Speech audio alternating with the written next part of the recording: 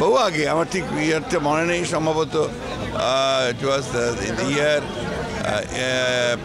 91 সালে আমি বোর্ডের মেম্বার হয়েছিলাম এবং সেই টার্মটা ছিলাম বোর্ডের মেম্বার হিসেবে। স্যার, এখানে আমরা অধিকাংশ স্পোর্টস রিপোর্টার, এই জন্যই প্রশ্নটা আপনাকে করছি যে আমরা অনেক ক্রিকেটারকে দেখছি যে যারা খেলা চলাকালীন সময় রাজনীতিতে চলে যাচ্ছে এবং রাজনীতির উল্টো পিঠটাও তারা দেখছেন।